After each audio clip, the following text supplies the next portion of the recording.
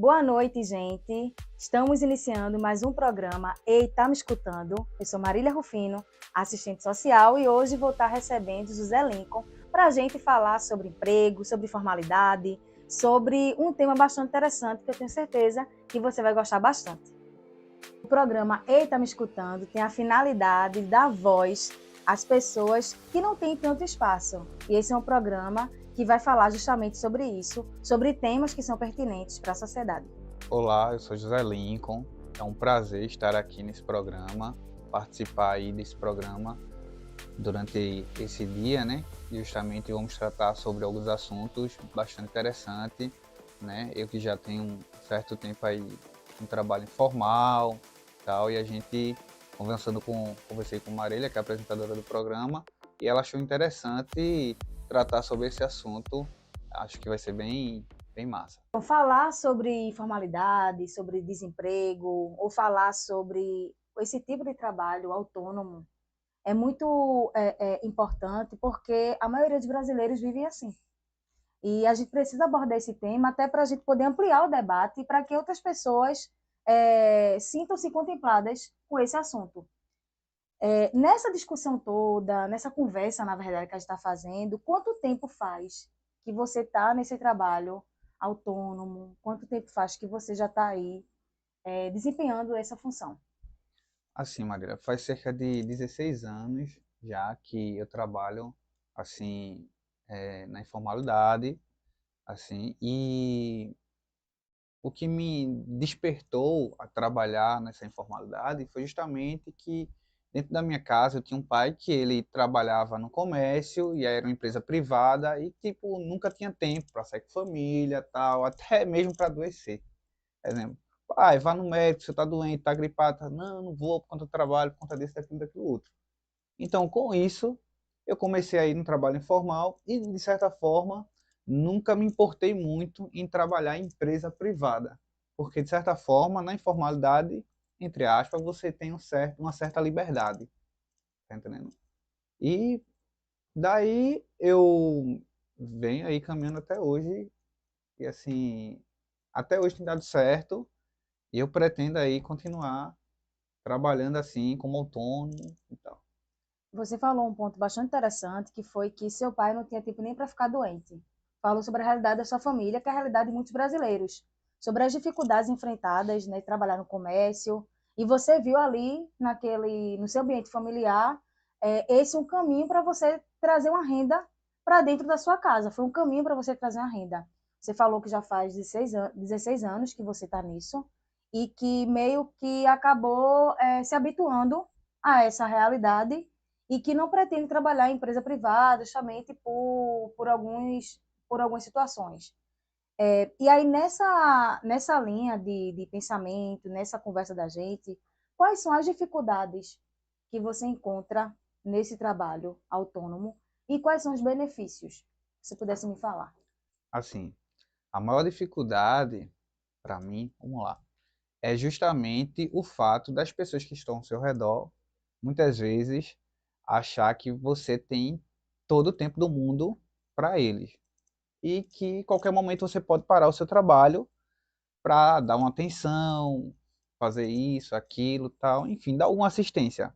Seja lá familiar, seja lá um amigo, coisa desse tipo, né? Eu tive uma lan house durante um bom tempo e, assim, as pessoas às vezes passavam do limite. Exemplo, fechava a lan house, quando fechava a lan house, o povo me ligava, ó, a lan house não abriu não, não sei o que, vai abrir e tal, tudinho, né? E assim, se tá fechado, tá entendendo? E às vezes as pessoas que estavam ao meu redor achavam também que a qualquer hora, em qualquer momento eu poderia fechar a lan house, tá entendendo? E tipo, era bastante complicado. Eu fiz um curso de administração de rede, cabreamento estruturado, antes de abrir essa lan house, né? E aí também eu trabalhava também com instalação de redes, montagem e manutenção de micro, e fazia alguns atendimentos a domicílio, visitava alguns escritórios que a turma sempre contratava, e assim, Às vezes eu estava executando um serviço, e aí ligava alguém da minha família lá, ó, tô precisando que tu faça isso, faça aquilo. Ah, não, mas vou fazer um serviço aqui e tal. Ah, não, mas não tem como tu parar, não. Enfim, acha que você simplesmente, a qualquer momento do dia, pode parar para atender. Por ser família. Por ser família, ou por ser amigo, ou coisa desse tipo. E, assim, isso foi uma das dificuldades, né? Outro ponto é que, de certa forma, realmente, quando você está se sentindo cansado, estressado e que você quer parar, você pode parar. O bom é quando você tem um controle. Exemplo, no sentido de que você determina, tal dia eu paro. O que era que eu faria? O que era que eu fazia? Geralmente, quando a minha esposa, ela trabalhava e tinha um trabalho fixo, carteira assinada e tal, e quando ela entrava as férias dela, eu decidia também que aquilo ali seria as minhas férias. Tá entendendo? Muitas vezes eu tirava só 15 dias, só passava 15 dias. Porém, eu parava. Tá entendendo? Então você tinha um controle da situação, coisa que você não teria na empresa, por exemplo. Justamente. E assim, uma coisa que demorou um pouco para eu me ajustar foi justamente a questão de horário. Exemplo, você ter horário para você abrir a lan house, para você fechar a lan house. Eu também passei um tempo trabalhando como mototaxista e, exemplo, eu tinha horário para sair para rodar, eu tinha horário para parar. Quando dava tal hora, eu parava. Claro, quando um tempo de festa, um dia festivo, coisa do tipo, aí eu determinava, eu vou esticar meu horário um pouco mais, até tal hora. Via aí também, eu tinha essa visão de olhar qual é o melhor horário de estar na rua, rodando, tal, enfim. E aí, o ponto positivo, tá entendendo? É isso, o controle, É né? esse, você poder ter o controle.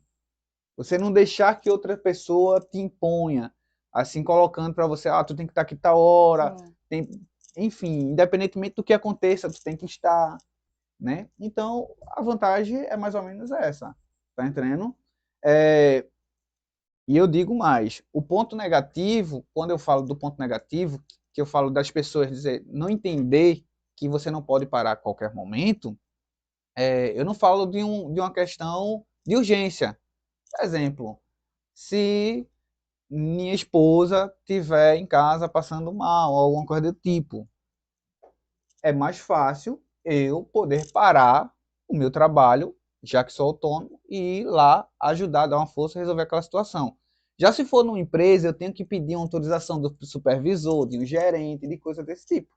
Então, o ponto positivo, no meu ponto de vista, para mim, É a é esse, a flexibilidade. flexibilidade, justamente. O trabalho informal atinge diversos brasileiros, faz parte de diversos brasileiros. É importante a gente deixar registrado que esse crescimento teve um aumento muito grande na pandemia, durante a pandemia. Muitas famílias tiveram que criar novas estratégias para ter uma renda, porque muitas pessoas perderam seus empregos e, inclusive, a gente não pode deixar de falar que muitas pessoas morreram e muitas pessoas que morreram eram as pessoas que eram as provedoras desse lar. Então, muitas mulheres ficaram viúvas e não trabalhavam e tiveram que trabalhar, vender, fazer doces, enfim, trabalhar nesse ramo. E esse trabalho informal precisa ser discutido por políticos, enfim, a gente precisa falar sobre isso dentro das políticas públicas, porque essas pessoas precisam ser observadas. Elas não estão invisibilizadas, elas existem e é sobre isso que a gente está tratando hoje. Lincoln, você falou que você rodou mototáxi, iniciou aí nesse ramo, já teve uma lan house, você hoje está como motorista de aplicativo. Você sofreu preconceito? Porque as pessoas às vezes olham de fora e talvez enxerguem de uma maneira diferente, como se não ganhasse dinheiro ou se fosse uma forma mais difícil de ganhar dinheiro, porque a gente vive muito em um país padronizado de aparências, né? Que as pessoas elas valorizam as pessoas que estão ali com terno, dentro do escritório, no ar-condicionado, e não valorizam de fato esses trabalhadores. Isso é muito ruim, porque eu estava aqui lembrando quando nós tivemos a paralisação dos motoristas e todo mundo ficou sem gasolina. E ali naquele momento, muitas pessoas valorizaram ou entenderam a importância de um motorista. Entenderam que precisava de um motorista para que a gasolina chegasse, os medicamentos, os alimentos para abastecimento. Então, nós temos muitas profissões, muitas funções invisibilizadas no Brasil. E a sua é uma delas, né? Essas que você passou. Você sofreu preconceito? Assim, Marília, de certa forma, quando as pessoas olham para você, você diz assim, não, eu tenho um curso disso, ou curso daquilo, as pessoas te colocam, vai te classificando, digamos assim, elas vão te classificando. Exemplo, você sabe, você é uma pessoa que já tem um currículo muito bom, e assim, a cada vez que você vai conquistando esses currículos, as pessoas vão te colocando num patamar bem diferenciado. E assim, ok, você tem que ser reconhecido, tá entendendo? Mas você não deve desvalorizar aquela pessoa que tem um currículo mais baixo que o seu, tá entendendo? Até porque toda função ela é importante, tá entendendo? Extremamente importante.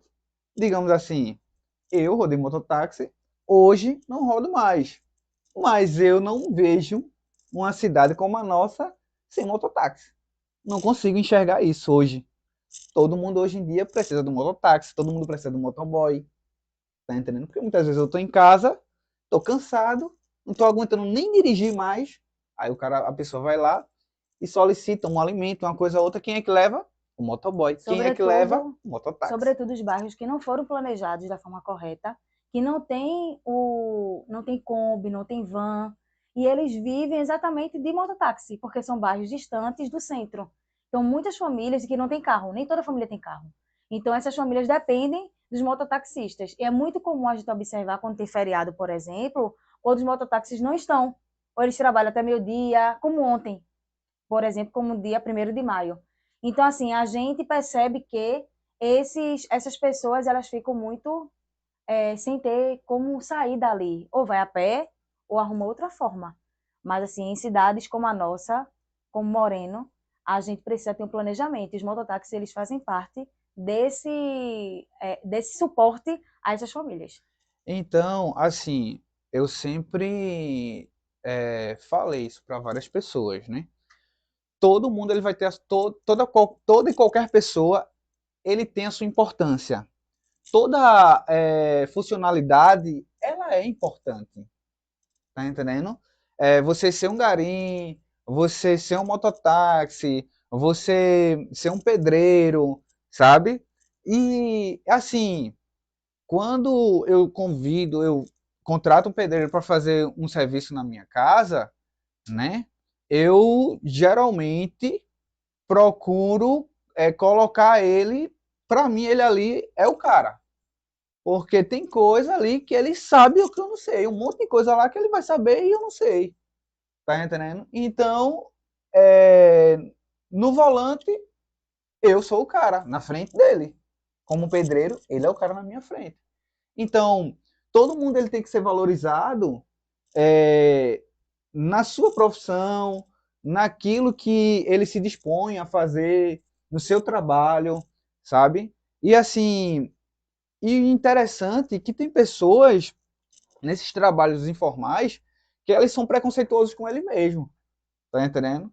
Digamos assim, tinha uma pessoa que lá no ponto onde eu rodava mototáxi, que ele dizia que nunca via feira de mototáxi, porque mototáxi só saía com sacolinha, tá entendendo? Como se mototáxi não tivesse a grana para fazer sua feira, onde eu conheço várias pessoas que sustentam sua família, tá entendendo?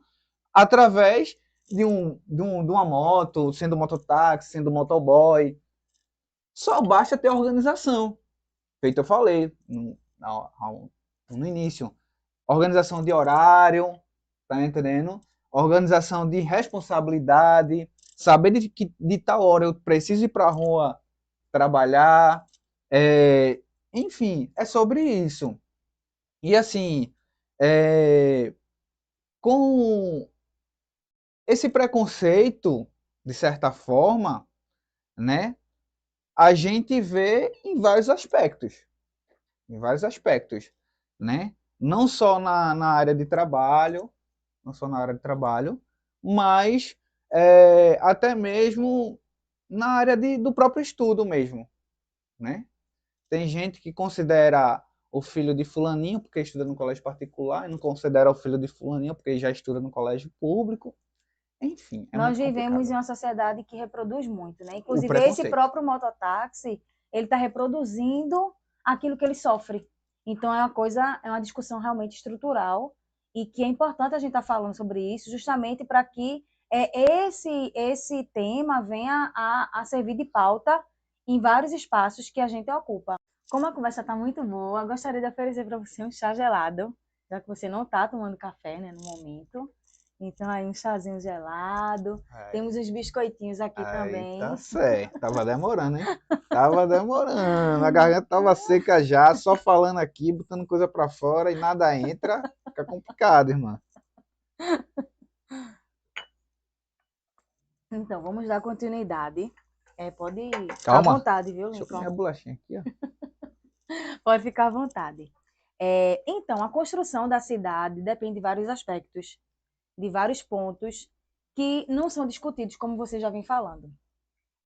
Eu separei aqui alguns pontos que precisariam ser discutidos dentro disso que você está falando. A questão das políticas públicas para essa categoria, discussões mais efetivas nos espaços que são importantes para a sociedade. Que espaços são esses? Nas escolas, em praças públicas, nas câmaras de vereadores. Então, nós temos espaços importantes. Por que eu falo na escola? Porque muitas vezes esses preconceitos, eles surgem ali, dentro dessa escola, um coleguinha falando, outro coleguinha falando, até mesmo com falta de respeito com o pai daquela outra criança que desempenha essa função. E isso não é corrigido, né? De que maneira? Não se discute dentro da escola sobre os trabalhos, sobre as funções que as pessoas têm. E dentro de casa, as famílias precisam também discutir sobre isso, sobre a dignidade que é exercer um trabalho como esse. E essas políticas públicas para a categoria, quando elas não são discutidas, quando o governo ele não pensa nesse mototáxi com o trabalhador que traz rendimentos para o município, porque ele faz a economia girar, porque o mototáxi que leva aquela pessoa ou aquela outra pessoa, o dinheiro que ele recebe ele vai gastar onde? No município, no mercadinho do bairro, na padaria, no comércio. Enfim, ele faz com que aquela economia gire. Então, esse mototáxi, ele é fundamental para a economia dessa cidade. E ele não é incluído, muitas vezes, em sua maioria, nas discussões.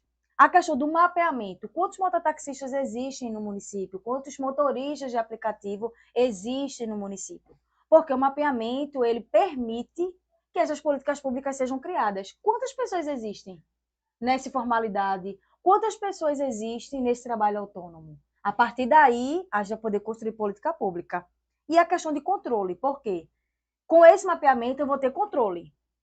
Na cidade de Moreno, nós temos tantos motoristas de aplicativo, nós temos tantos mototáxis. A partir disso, eu vou construir alguma coisa com eles. Seja uma reunião, uma associação, enfim. Existem ideias aí que podem ser pensadas para frente. Então, você, Lincoln, nessa conversa da gente, o que é que você acha que poderia existir? Você acha que não que tem esse controle ou não? Esse mapeamento? Se já teve algum momento alguma conversa? Você já participou de alguma conversa? Assim, Marília, eu participei de várias conversas já. Quando eu era mototáxi, participei de reuniões com o secretário, na época com o Elmo, né? Participei também na gestão de Dilcinho, não lembro qual era o secretário, mas eu também participei também de uma reunião lá com o secretário. Inclusive, foi alguns vereadores lá, que estavam no legislativo lá, e teve até alguns protestos, né? Porque estava naquela resenha, se emplaca, bota a placa vermelha, se não bota a placa vermelha, faz curso, se não faz curso, é, A colocaram troca lá, de colete também, não foi? colocaram lá uns coletes lá que era obrigatório, os coletes sinalizados. Na época eu achei um absurdo, porque os coletes estavam em torno de R$ 160 a R$ 200. E aí você tinha que comprar aquele colete, e aí você tinha que pagar mais R$ 300 de curso, né? Enfim, tinha que classificar a habilitação, né? Para exercer atividade remunerada. E tudo isso. Tinha que se parar também de rodar justamente para se fazer os cursos. E de nada é, foi Aproveitado. aproveitado, né? Até hoje é, não se tem o controle, nada fluiu, nada andou, na verdade. Continuamos do mesmo jeito. De nada, não foi válido as reuniões que se teve, né? E hoje, saindo do meio do grupo de mototáxi e passando a entrar no meio do grupo do Uber, hoje a gente tem várias reuniões, só que as Mas vocês que organizações organizam. é entre nós mesmos, tá entendendo? Não se tem é, alguém assim da Secretaria de Trânsito, da Da Secretaria de Câmara. Transporte, da Câmara de Vereadores, que possa trazer o grupo para uma discussão, tá entendendo? E, digamos assim, participamos de algumas festas que sempre tem aqui no município, e nós que nos organizamos. Tipo, a gente teve um exemplo aí da festa de Reis, foi? E aí a gente, não, pessoal, vamos embora se reunir, a gente vai fazer um local lá de saída em tal lugar a partir de tal hora, tá entendendo? Então a gente que tem um grupo do WhatsApp, a gente que se comunica, né? A gente que tá ali se ajustando e nos organizando, né? Mas enquanto gestão, né, a gente não tem visto assim, de certa forma, assim, esse acolhimento, né? Isso é ruim, porque a coisa está andando, vai crescendo, né? Porque existe um grupo, eu faço parte de cerca de 3 grupos, né? De Uber. Um tem cerca de 1.020 passageiros, com cerca de 40 motoristas. Eu também tenho um grupo que aí eu criei aí com um amigo, nosso amigo Léo, com nosso amigo Luizinho. Também tem umas pessoas que são bem, justamente que trazem, junta esses motoristas, junta esses passageiros. Eu justamente gostaria de citar o nome aqui de Jonas, né, também conhecido como Neguinho, né, de Tiago, conhecido também como Uber Estourado. Aí vem Léo, vem Luizinho, vem o Wellington. São pessoas que rodam já há cerca de 8 anos. Faz 8 anos que eu rodo. Luizinho faz cerca de 7 anos que roda. E a gente nunca, como Uber, nunca sentou com o secretário para conversar sobre o mínimo, que é justamente o quê? Vai ter uma festa, vamos ver a logística. Porque se você vê algumas cidades como Olinda, eles fazem uma logística.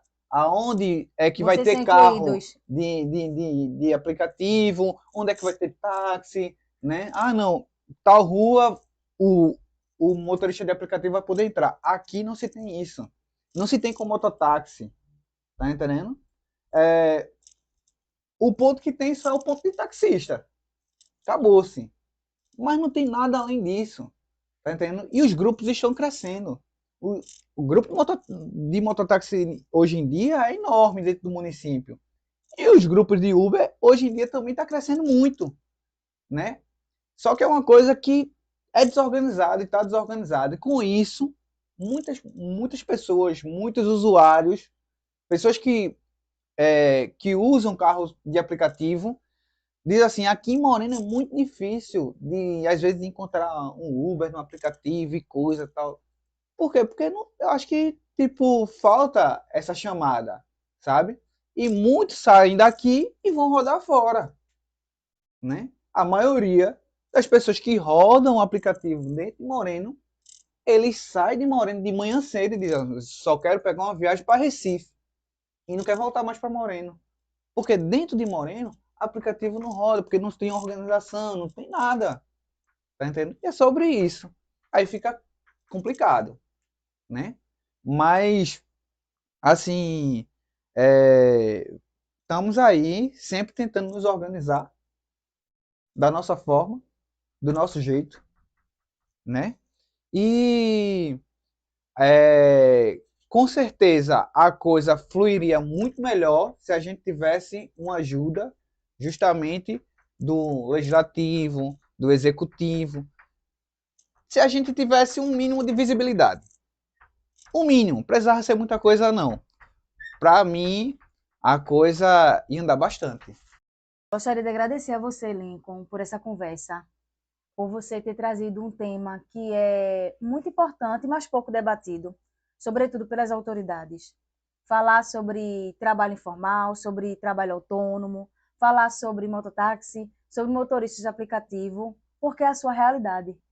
E você construiu aí, durante 16 anos, uma vida baseada nessa realidade. E é muito bom receber você aqui, ver que você lembrou dos seus amigos, lembrou dos seus colegas que estão aí na luta, se organizando. Bom seria se esses espaços fossem ampliados. Mas eu gostaria de agradecer de coração por aceitar e trazer para a gente essa discussão, que foi muito, muito especial.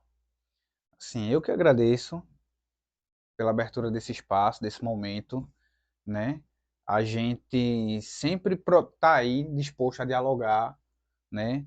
Às vezes que a gente teve a oportunidade até de procurar um vereador para conversar sobre, né? Para abrir uma audiência pública, a gente, como eu já tinha falado, né? Que a gente já participou de outras situações lá, a gente sempre estava presente. E se você chamar um mototáxi, se você chamar, sempre vai ter alguém lá que vai representar aquele grupo, tá entendendo? Seja lá um grupo de mototáxi, seja lá um grupo de Uber, né? Porque tem representatividade.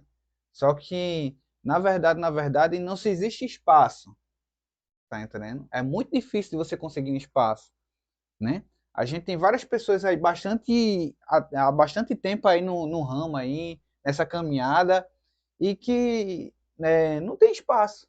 A verdade é essa, né? Eu conheço tem um cara que roda mais tempo do que eu aí, que muita gente conhece dentro do Moreno, que se chama Igor Viagem. Igor é um cara que viaja para longe, já foi para Brasília e pega viagem distante, tá entendendo? E assim, é um cara que nunca entrou dentro de um legislativo para discutir uma melhoria para essas organizações, desses grupos de Uber, né? E ele não Enfim, entrou porque não teve abertura, nunca não teve... teve abertura, sabe? De sentar e dialogar, mas assim, é um espaço muito importante que vocês estão abrindo, né? E assim, só tenho a agradecer mesmo, de coração, estamos na luta aí, tá? Obrigado mesmo. Obrigada. Esse foi mais um programa Eita Me Escutando. Tivemos a honra de receber aqui José Lincoln para falar sobre informalidade, sobre desemprego, sobre trabalho, sobre autônomo, ser autônomo. E foi uma conversa muito boa porque a gente pôde aprender mais sobre essa categoria de mototaxista, sobre motoristas de aplicativo. E uma das mensagens que ficam é que as pessoas não podem ser rotuladas dentro dos padrões impostos pela sociedade, porque cada um desempenha a sua habilidade. Cada um é importante dentro daquilo que ela aprendeu a fazer. E a gente precisa valorizar isso. A gente não pode alimentar o preconceito muito presente ainda na sociedade de forma estrutural. A gente precisa lutar para que essas pessoas tenham os seus direitos garantidos, seus direitos trabalhistas, né, baseados dentro daquilo que eles aprenderam a fazer, que eles fazem, porque nós dependemos de mototaxistas, de motoristas, cada um precisa do outro para poder fazer dar certo. Então, que as autoridades, que os espaços entendam isso e promovam essa discussão para que a gente consiga melhorar o espaço e o mundo que a gente vive. Já pode sair também, Tânia. Pode sentar. Coitada. Fala o ponto. Pode falar já? Pode, tá gravando aí. Sempre que a gente vai se arrumando. Será que as pessoas perceberam que a gente era marido e mulher? Quando tu disse, não, porque minha esposa precisar, a esposa era eu. Como, meu filho, que eu fiz?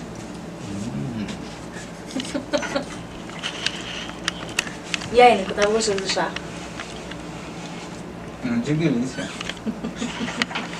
Eita.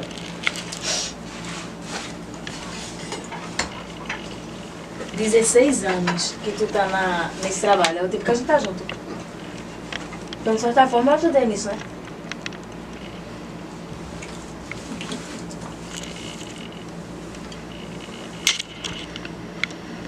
Eita, Vitinho, acabou. Eu sei, eu Ele tava olhando, dá limpa ele. Ele tava olhando. Eu ficava pelando e disse não, obrigado.